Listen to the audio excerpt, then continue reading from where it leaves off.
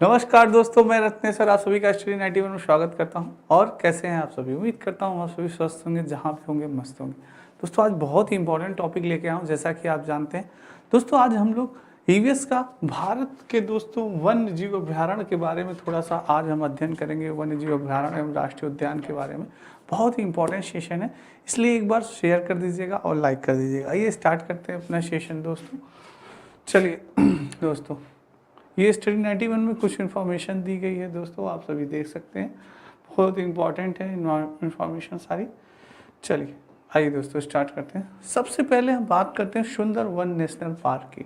दोस्तों हमारे सीटेट के एग्जाम में पार्क और राष्ट्रीय उद्यानों से हमेशा एक या दो क्वेश्चन जरूर आता है, तो इसलिए बहुत इंपॉर्टेंट सेशन है। कॉपी कलम लिए रहिएगा, लिखते चलिएगा दोस्तों। एक क्वेश्चन शायद हो सकता है इसमें से आपको आ जाए। चलिए, ये सुंदरवन नेशनल पार्क दोस्तों हमारा कहाँ पे है? सबसे पहला क्वेश्चन हमारा तैयार होता है पश्चिम बंगाल दोस्तों। ये आपका पश्चिम बंगाल में है सुंदरवन नेशनल पार्क। यहाँ विश्व के सर्वाधिक मैंग्रोव वन क्षेत्र पाए जाते हैं। विश्व का एकमात्र नदी डेल्टा है जहाँ पे बाघ पाए जाते हैं। सुंदरवन नेशनल पार्क किस लिए प्रसिद्ध है दोस्तों? ये बाघों के लिए प्रसिद्ध है। किसके लिए? बाघों के लिए दोस्तों। बहुत ही ज़्यादा यहाँ पे सबसे अधिक मात्रा में बाघ पाए जाते हैं। आप सभी जानते हैं बाघ हमारा क्या है? बाघ हमारा राष्ट्रीय पशु है दोस्तों। क्या है? राष्ट्रीय पशु है बाघ हमारा, ठीक है। आप सभी जानते हैं बहुत ही शक्तिशाली होता है, बहुत ही फुर्तीला होता है दोस्तों, आप सभी जानते हैं, पाए जाते हैं। यह क्षेत्र में घने जंगलों से घिरा हुआ है और रॉयल बंगाल टाइगर का सबसे बड़ा संरक्षित क्षेत्र माना जाता है। सबसे बड़ा संरक्षित क्षेत्र माना जाता है इस सुंदरवन नेशनल पार्क। 4 मई 1984 को इसे राष्ट्रीय उद्यान घोषित किया गया था। एक और क्वेश्चन बन सकता है कि कब इसको राष्ट्रीय उद्यान घोषित किया गया? तो आप सभी कॉपी कलम लिए रहिए, लिखिए दोस्तों। 4 मई 1984 को इसे राष्ट्रीय उद्यान घोषित किया गया था। ये बहुत इंपॉर्टेंट सेशन है दोस्तों आपके लिए, बहुत इंपॉर्टेंट है ये जानकारी। स्क्रीनशॉट ले सकते हैं आप सभी। चलिए नेक्स्ट चलते हैं गिरि राष्ट्रीय उद्यान दोस्तों। गिरि राष्ट्रीय उद्यान ग से गिरि, ग से गुजरात। गिरि राष्ट्रीय उद्यान कहाँ पे है आप सभी का? यह गुजरात में है दोस्तों। कहाँ पे है?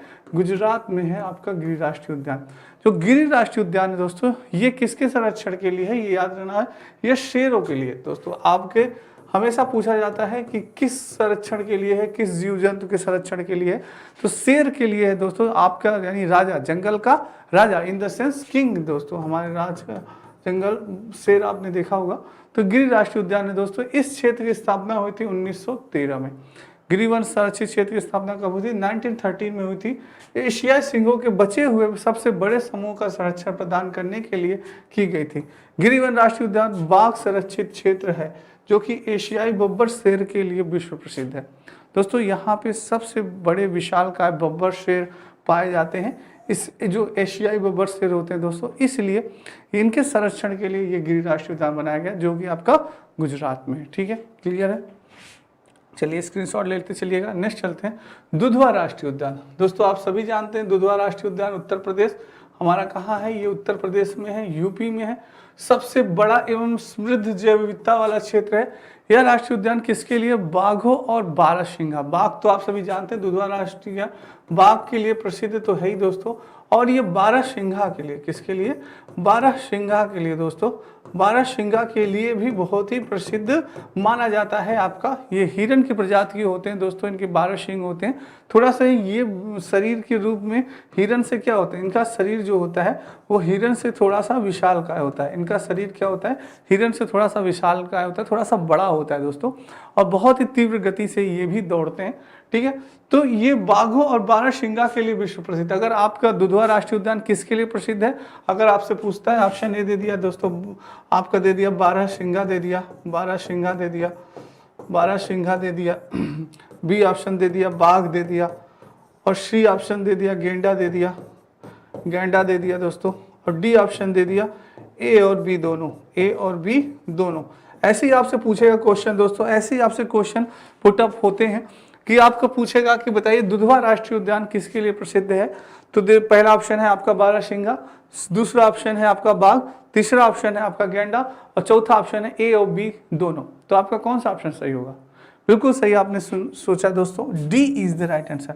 क्योंकि जो दुधवा राष्ट्रीय उद्यान है वो हमारे बारहसिंघा के लिए भी प्रसिद्ध है और बाघ के लिए भी दोस्तों, ये दोनों के संरक्षण के लिए यह हमारा दुधवा राष्ट्रीय उद्यान बनाया गया है। ठीक है, तो ये ऐसे ही क्वेश्चन पुटअप होंगे। तो जब चीजें आपको क्लियर होंगी तभी आप आंसर दे पाएंगे, अन्यथा आप आंसर नहीं दे पाएंगे कि कौन सा आंसर होगा। आप कंफ्यूज हो जाएंगे, कुछ बच्चे बाघ मार के चले जाएंगे, कुछ बच्चे बारहसिंगा मार के चले जाएंगे। तो आपको मालूम होना चाहिए दोनों है यहाँ पे। ठीक है, चलिए नेक्स्ट चलते हैं, स्क्रीनशॉट ले चल लीजिएगा आप सभी।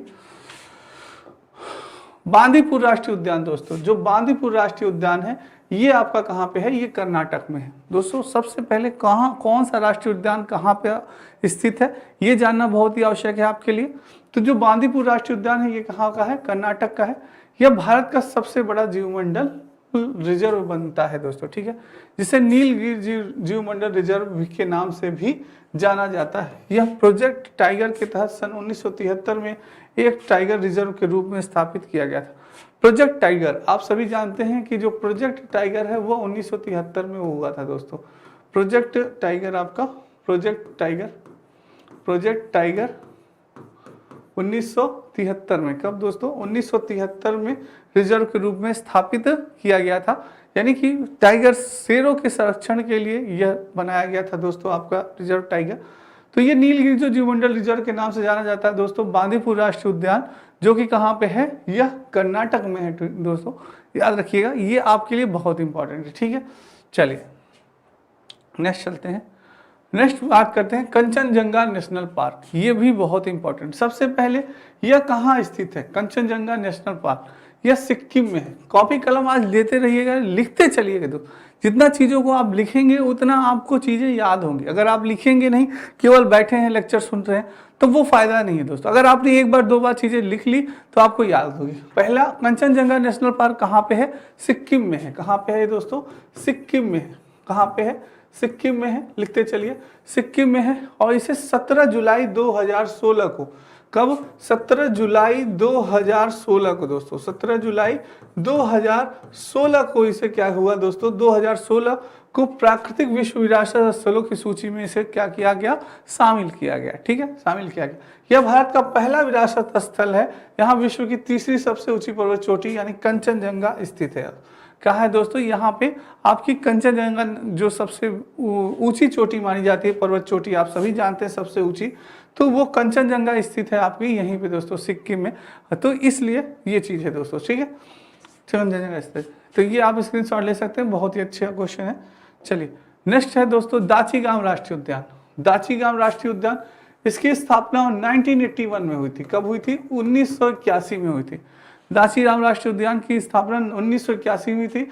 यह कहाँ पे है दोस्तों, जम्मू और कश्मीर। कहाँ पे है आपका, जम्मू और कश्मीर में है, लिखते चलिएगा, जम्मू और कश्मीर में, जम्मू और कश्मीर।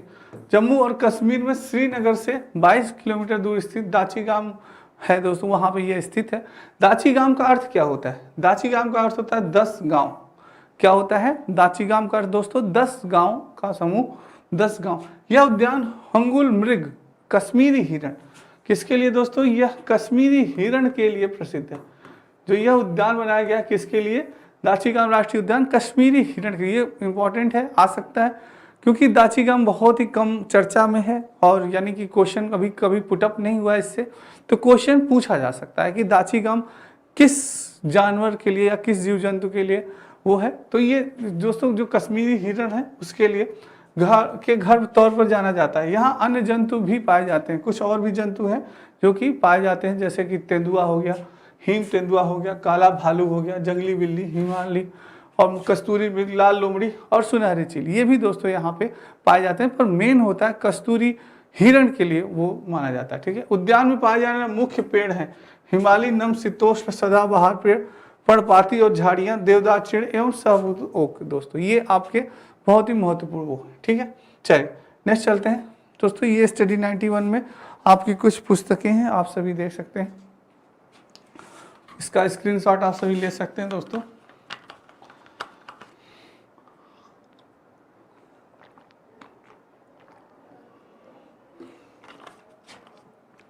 चलिए नेक्स्ट चलते हैं। नेक्स्ट है जिम कॉर्बेट राष्ट्रीय उद्यान। जो जिम कॉर्बेट राष्ट्रीय उद्यान है, सबसे पहले हमारा क्वेश्चन, भाई साहब कहाँ पे है ये जिम कॉर्बेट राष्ट्रीय उद्यान, आपका उत्तराखंड में है। कहाँ पे है, पहला क्वेश्चन तैयार हो गया। कि जिम कॉर्बेट राष्ट्रीय उद्यान हमारा कहाँ पे है, उत्तराखंड में है। यह राष्ट्रीय उद्यान भारत का सबसे पुराना राष्ट्रीय उद्यान है। यानी आपसे कोई पूछे कि भारत का सबसे पुराना राष्ट्रीय उद्यान, तो जिम कॉर्बेट राष्ट्रीय उद्यान, ठीक है। इसका स्थापना विलुप्त प्राय बंगाल टाइगरों की रक्षा के लिए 1936 में की गई थी। यानी जिम कॉर्बेट राष्ट्रीय उद्यान किसके संरक्षण के लिए है, बाघों के संरक्षण के लिए। किसके संरक्षण के लिए है, बाघों के संरक्षण के लिए है, आपके बंगाल टाइगर्स। यह उत्तराखंड के नैनीताल जिले में स्थित है। कहाँ पे, उत्तराखंड का जो नैनीताल है दोस्तों, उसी जिले में यह स्थित है। यहाँ बाघों की आबादी बहुत अधिक है, यानी कि यहाँ पे सबसे ज्यादा बाघ पाए जाते हैं, बहुत ही आबादी है यहाँ पे, यानी कि जिम कॉर्बेट राष्ट्रीय उद्यान उत्तराखंड में दोस्तों, ठीक है। क्लियर है, ये चीजें भी आपको 1936 में की गई थी। इस टाइगरों की रक्षा के लिए इसका स्थापना कब की गई थी, 1936 में की गई थी, 1936 में की गई थी। लिखते चलिएगा आप भी सभी दोस्तों, तभी चीजें आपको और भी अच्छे से याद होंगी, ठीक है। चलिए नेक्स्ट चलते हैं, चंद्रप्रभा वन्य जीव अभ्यारण्य। चंद्रप्रभा वन्य जीव अभ्यारण्य की बात करें तो ये हमारा कहाँ पे है, उत्तर प्रदेश, हमारा उत्तर प्रदेश में है दोस्तों, उत्तर प्रदेश में है अपना चंद्रप्रभा जीव उद्यान, उत्तर प्रदेश में है। इस अभ्यारण्य की स्थापना जो हुई थी वो 1957 में हुई थी। कब हुई थी, 1957 में हुई थी। 1957 में इसकी दोस्तों स्थापना हुई थी एशियाई शेरों के संरक्षण के लिए। किसके लिए, चंद्रप्रभा वन्य जीव संरक्षण वो इंपॉर्टेंट है शेरों के लिए। किसके लिए है, शेरों के लिए। दोस्तों अपना शॉर्ट नोट्स आप बनाते चलिए, जैसे कि शॉर्ट नोट्स में आपने बस चंद्रप्रभा वन्य जीव अभ्यारण्य कहाँ पे है, 1950 यानी कि अभ्यारण्य उत्तर प्रदेश में है। कब स्थापना हुई थी, 1957 में हुई। किस लिए है, जानवर के लिए, शेर के लिए। बस इतना ही आपको जानकारी रखनी है, और बहुत ज़्यादा दोस्तों माइंड में आपको नहीं प्रेशर करना है, बहुत चीज़ें आपको याद करनी है। तो एक बार दो बार चीज़ों को आप लिखेंगे तो आपको याद हो जाएगा, एक दो बार रिवाइज करेंगे। अगर सुबह दोस्तों आप 15 डेज सुबह मॉर्निंग में मात्र आप 15 डेज किसी भी चीज़ को, जैसे जो चीज़ आपने लिखी, ये सारी चीज़ें आपने शॉर्ट नोट्स बनाई, और जहां आप पढ़ते हैं वहां पे आपने दीवार में चिपका दिया, दीवार में आपने लगा दिया, और पर डे आप उसे क्या कर रहे हैं, रिवाइज कर रहे हैं। पर डे आप क्या कर रहे हैं, उसको रिवाइज कर रहे हैं। मात्र 15 डेज अगर आप किसी भी चीज़ को रिवाइज करेंगे, पर डे बस आपको उठना है, एक सरसरी निगाह से देखना है, ऐसे ऐसे पढ़ते हुए आप चले जाइए। देखिए 15 डेज में आपको सारी चीज़ें हमेशा आपके दिमाग में बैठ जाएंगी। तुरंत या तो ऑप्शन भी देखने की आवश्यकता नहीं होगी, तुरंत ऑप्शन देखते ही आप सारे आंसर दे देंगे। तो ये चीज़ आप करके देखिए आपको फायदा बहुत ही मिलेगा दोस्तों, ठीक है। शेरों के अलावा यहाँ पे शाही काले हिरन, कौन, शाही काले हिरन भी दोस्तों होते हैं, चीतल है, जंगली शुअर, सांभर, नील गाय, और ये सारे दोस्तों यहाँ पे पाए जाते हैं आपके, ठीक है। क्लियर है, रखिएगा। चलिए नेक्स्ट चलते हैं, काजीरंगा राष्ट्रीय उद्यान। बहुत इंपॉर्टेंट है, वेरी इंपॉर्टेंट है। हर बार इससे आपके सीटेट में, यूपी टेट में क्वेश्चन पूछा जाता है, और काफी बच्चों को इसको याद भी हो गया है कि काजीरंगा राष्ट्रीय उद्यान कहाँ पे है, हमारा असम में है। कहाँ पे है दोस्तों, काजीरंगा राष्ट्रीय उद्यान हमारा असम में है। किस लिए प्रसिद्ध है, एक सींग वाले गैंडे के लिए प्रसिद्ध है। किस लिए प्रसिद्ध है, जो एक सींग वाला गैंडा होता है दोस्तों, उसके लिए प्रसिद्ध है। सबसे अधिक आबादी के लिए प्रसिद्ध है। यहाँ पे जो दोस्तों एक सींग वाला गैंडा होता है सबसे अधिक पाया जाता है। तो दोस्तों लोग उसकी शिकार जो करते हैं उसकी सींग के लिए, और उसकी जो मोटी चर्बी होती है दोस्तों, मोटी चर्बी होती है, उससे बुलेट प्रूफ जैकेट और भी लोग जूता और भी चीज़ों का बनाते हैं दोस्तों। काफ़ी मजबूत चर्बी होती है, आपने देखा होगा जो होता है इसका गैंडे का, काफ़ी मजबूत चर्बी होती है, उसी से बनाते हैं लोग ये सब दोस्तों, ठीक है। इस राष्ट्रीय पार्क को 1985 में, कब, 1985 में विश्व विरासत स्थल के रूप में इसे घोषित किया गया। 1985 में इस पार्क को भारतीय बाघों का घर भी कहा जाता है। यानी कि दोस्तों काजीरंगा राष्ट्रीय उद्यान में गैंडे भी और भारतीय बाघ भी, यानी बाघों का भी घर कहा जाता है, बाघ भी वहाँ पाए जाते हैं, ठीक है। पर मुख्यतः यह प्रसिद्ध है किसके लिए, एक सींग गैंडे के लिए प्रसिद्ध है। यह हमेशा क्वेश्चन पूछा जाता है, इसका आंसर आप यही दीजिएगा, कंफ्यूज मत होइएगा। और भारतीय बाघों का घर भी इसे कहा जाता है। नेक्स्ट चलते हैं, बांधवगढ़ राष्ट्रीय उद्यान। बांधवगढ़ राष्ट्रीय उद्यान की बात करें तो ये कहाँ है, आपका मध्य प्रदेश। बांधवगढ़ राष्ट्रीय उद्यान कहाँ पे है दोस्तों, आपका मध्य प्रदेश में है, ये मध्य प्रदेश में है। तो बांधवगढ़ अभ्यारण्य मध्य प्रदेश का सबसे प्रसिद्ध राष्ट्रीय उद्यान, सबसे प्रसिद्ध राष्ट्रीय उद्यान माना जाता है।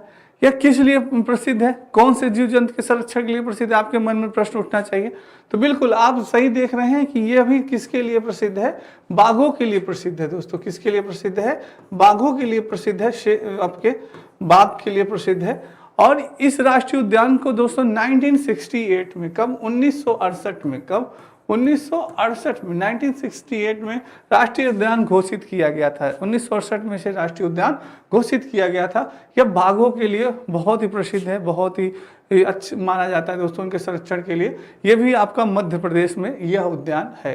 क्वेश्चन बन सकता है इससे भी, क्योंकि दिस क्वेश्चन दोस्तों जो अब चीजें बार बार पूछी जा चुकी है, जैसे कांजीरंगा राष्ट्रीय उद्यान है, दुधवा राष्ट्रीय उद्यान है, ये सब चीजें गिरि राष्ट्रीय उद्यान है, ये क्वेश्चन आपसे पूछे जा चुके हैं। आप तुरंत बता देंगे कांजीरंगा राष्ट्रीय उद्यान एक सिंग गैंडे के लिए प्रसिद्ध है, गिरि राष्ट्रीय उद्यान बाघों के लिए, शेरों के लिए, तो ये आप तुरंत आंसर बता सकते हैं। पर दोस्तों अगर आपसे पूछा बांधवगढ़ राष्ट्रीय उद्यान किस लिए प्रसिद्ध है, तब आप एक बार सोचने में मजबूर है, यार बांधवगढ़ तो मैंने सुना नहीं है, किसके लिए होगा, शेर के लिए होगा कि बाघ के लिए होगा। तब दोस्तों इस पे थोड़ा फोकस करिएगा। माधवगढ़ राष्ट्रीय उद्यान जो है वो बाघों के लिए प्रसिद्ध है। यह कहाँ पे है, यह मध्य प्रदेश में आपका है, ठीक है। तो आपसे पूछा सकता है कहाँ पे स्थित है, यह आपसे पूछेगा कौन से जीव जंतु के लिए प्रसिद्ध है। स्थापना भी पूछ सकता है, बहुत ही कम पूछता है, पर ये दोनों चांसेस बहुत ज्यादा होते हैं कि कहाँ पे है। जैसे बांधवगढ़ राष्ट्रीय उद्यान मध्य प्रदेश किसके जीव के संरक्षण के लिए है, बाघों के संरक्षण के लिए है, ये याद रखिएगा, ठीक है दोस्तों। चलिए नेक्स्ट चलते हैं, रणथंभौर राष्ट्रीय उद्यान। अब बात करते हैं किसकी, रणथंभौर राष्ट्रीय उद्यान की हम सभी बात करते हैं दोस्तों। जो रणथंभौर राष्ट्रीय उद्यान है, नाम से पता चल रहा है, रणथंभौर राष्ट्रीय उद्यान कहाँ पे है, यह राजस्थान का सबसे बड़ा राष्ट्रीय उद्यान है। किसका, राजस्थान दोस्तों। राजस्थान आप सभी जानते हैं, राजस्थान में दोस्तों हमारी रेत ही रेत है, ठीक है, राजस्थान में। तो राजस्थान का सबसे बड़ा प्रथम राष्ट्रीय उद्यान है। इसे 1955 यानी 1955 में, कब दोस्तों, 1955 में वन्य जीव अभ्यारण्य घोषित किया गया। यानी कहाँ पे रणथंभौर राष्ट्रीय उद्यान स्थित है दोस्तों, यह आपके राजस्थान में स्थित है, और राजस्थान में स्थित है। और इसे कब वो मिला, 1955 में इसे वन्य जीव अभ्यारण्य घोषित किया गया। कब किया गया, 1955 में इसे वन्य जीव अभ्यारण्य घोषित किया गया। यह राजस्थान के कहाँ पे, सवाई धामपुर में दोस्तों। कहाँ पे, सवाई धूमपुर में। राजस्थान में पहली बाघ परियोजना 1973-74 में रणथंभौर आरंभ की गई। सबसे पहली परियोजना थी आपकी यह राजस्थान की दोस्तों, सबसे पहली पूछी जा सकती है ये भी दोस्तों, सबसे पहली थी, और सबसे पहली थी दोस्तों। और यह आपकी यानी कि कहाँ पे, सवाई माधोपुर में। कहाँ पे, सवाई माधोपुर में। किसके लिए प्रसिद्ध है दोस्तों, बाघ के लिए। किसके लिए, बाघों के लिए दोस्तों। किसके लिए, बाघ के लिए। तो दोस्तों बाघ आप देख रहे हैं कि ज्यादातर आप देख रहे हैं कि जो राष्ट्रीय उद्यान है, जो वन्य जीव संरक्षण है, बाघों की संरक्षण के लिए बहुत ही ज्यादा वो किया जाता है। ऐसा क्यों होता है, आप लोगों के मन में प्रश्न उठना चाहिए कि आखिर बाघ का संरक्षण इतना क्यों किया जा रहा है, बाघ ऐसा क्या रीजन है। दोस्तों मैं आपको बताना चाहूंगा कि जो बाघ होता है, बाघ दोस्तों हमारा सबसे शक्तिशाली जीव माना जाता है, सबसे शक्तिशाली जीव माना जाता है। और हम आपको मालूम है कि ये हमारा राष्ट्रीय पशु है, हमारा राष्ट्रीय पशु है। आखिर लोग इसका शिकार क्यों करते हैं, शक्तिशाली जीव है, शिकार क्यों करते हैं, क्या कारण है कि शिकार करते हैं। तो दोस्तों जो इसकी खाल होती है, सबसे ज्यादा तो इसकी जो खाल होती है, आप सभी ने देखा होगा, जो शेर की खाल होती है, शेर की खाल पे दोस्तों एक बहुत ही अच्छी धारिता बनी होती है, आप सभी ने देखा होगा। जो धारिता होती है ये सभी शेरों में एक समान नहीं होती, याद रखिएगा, मैंने आपको बताया है बाघ के बारे में, ये धारिता सभी शेरों में एक समान नहीं होती, एक समान नहीं होती दोस्तों, एक समान नहीं होती, सभी में यह अलग अलग धारिता होती है। तो ये इसकी सुंदरता को क्या करती है, ये धारिता बढ़ा देती है दोस्तों, इसकी सुंदरता क्या कर देती है, यह धारिता बढ़ा देती है। ऐसा लगता है कि कोई इसको बहुत अच्छी से पेंटिंग किया है, बढ़िया काला वाला धारिता बना दिया। तो ये भी प्रश्न हमेशा सीटेट में पूछा जाता है कि बाघों की जो धारिता होती है वो किस कारण होती है, तो ये उसके बालों के रंगों के कारण होती है। उसके जो बाल के रंग होते हैं दोस्तों, बाल के रंग होते हैं वो ही ऐसे काले काले होते हैं। तो बालों के रंग के कारण वह धारिता बनी होती है, बाल के रंग के कारण वह धारिता बनी होती है, और कोई रीजन नहीं कि कोई बढ़िया पेंट वेंट किया ऐसा मत सोचिएगा। तो वो भी, और दूसरी बात होती है कि समान नहीं होती, जो ये धारिता होती है सभी शेरों में क्या होती है, असमान होती है। किसी शेर में दूसरी तरह बनी रहेगी, किसी शेर में दूसरी तरह रहेगी, ये नहीं लगता है कि अरे यार ये तो समान है, पर समान नहीं होती है, ये चीज ध्यान रखिएगा। तो लोग इसकी खाल के लिए बहुत ही शिकार करते हैं दोस्तों, और कुछ लोग इसके दांत भी दोस्तों आप जानते हैं बहुत ही शक्तिशाली होते हैं दांत, किसी भी मोटे चमड़े को ये आसानी से क्या कर सकता है, फाड़ सकता है। दोस्तों बाघ आप सभी जानते हैं अंधेरे में शिकार करता है। बाघ क्या करता है, अंधेरे में शिकार करता है। क्या करता है, अंधेरे में शिकार करता है। और अंधेरे में दोस्तों सभी क्या, कोई भी जीव जंतु कर सकता है शिकार, सबके बस की बात है नहीं, सभी के बस की बात नहीं, क्योंकि बाघ के सुनने की और सूंघने की, सुनने और सूंघने की क्षमता दोस्तों, बाघ के सुनने और सूंघने की क्षमता, सुनने और सूंघने, सुनने और सूंघने की क्षमता दोस्तों, और सूंघने की क्षमता सभी जीवों से बहुत ही तीव्र मानी जाती है, बहुत ही तीव्र मानी जाती है दोस्तों। जैसे कि यह इतना यानी कि तीव्र होती है इसकी सुनने की क्षमता कि रात में यह आसानी से यह भाप सकता है कि जो आवाज आ रही है वह किसी जीव के पैर की आवाज है या हवा से हिलने वाले पत्ते की आवाज। जैसे कोई भी अगर पत्ता हिला दोस्तों, तो शेर को तुरंत पता चल जाता है कि वो पत्ता हिल रहा है, हवा से हिल रहा है या कोई जानवर के पैर किसके कारण वह हिल रहा है। सोचिए अंधेरे में भी यह अनुमान हो जाता है। और जब ये दोस्तों दहाड़ता है तो 3 से 4 किलोमीटर, 3 से 4 किलोमीटर तक इसकी आवाज सुनाई देती है, आवाज सुनाई देती है, आवाज सुनाई देती है दोस्तों। तो ये बहुत इंपॉर्टेंट है, ये चीजें याद रखिएगा आप। कई चीजें हैं दोस्तों कि जिसलिए ये इसलिए मैंने चर्चा की कि आप देख रहे हैं कि बाघों के संरक्षण बहुत ही ज्यादा किया जा रहा है, तो बाघों के बारे में आपको जानकारी होनी चाहिए कि क्यों आखिर बाघों का इतना संरक्षण कर रहा है, इतना शिकार क्यों हो रहा है। तो इसी कारण से होता है दोस्तों, और लोग अपने शौक के कारण भी कि हाँ चलिए बाघ का शिकार कर रहे हैं, तो वो चीज होती है। ठीक है, चलिए, तो ये हम दोस्तों रणथंभौर राष्ट्रीय उद्यान के बारे में पढ़ रहे थे हम सभी। अभी रणथंभौर राष्ट्रीय उद्यान के बारे में मैंने आपको बताया कि ये सबसे बड़ा व प्रथम राष्ट्रीय उद्यान है। कहाँ पे, हमारे राजस्थान का, कहाँ पे दोस्तों, हमारे राजस्थान का सबसे बड़ा और वो है। और इसे 1955 में वन्य जीव अभ्यारण्य भी घोषित किया गया 1955। यह राजस्थान के सवाई धूमपुर में है। राजस्थान की पहली बाघ परियोजना 1973 रणथंभौर में आरंभ की गई थी। ठीक है, ये क्लियर है। चलिए नेक्स्ट चलते हैं। वर्तमान में राजस्थान में कुल 3 बाघ परियोजनाएं हैं, याद रखिएगा। अगर आपसे पूछे कि राजस्थान में कुल कितनी बाघ परियोजनाएं हैं, तो याद रखिएगा 3 बाघ परियोजनाएं हैं। दूसरी सरिस्का में 1978 में, व तीसरी परियोजना 2013 में मुकुंदरा हिल्स नेशनल पार्क में कोटा झलवाड़ा में आरंभ की गई थी। यानी जो दूसरी है दोस्तों बाघ परियोजना, वो 1978 में कहाँ पे, सरिस्का में, कहाँ पे, सरिस्का में।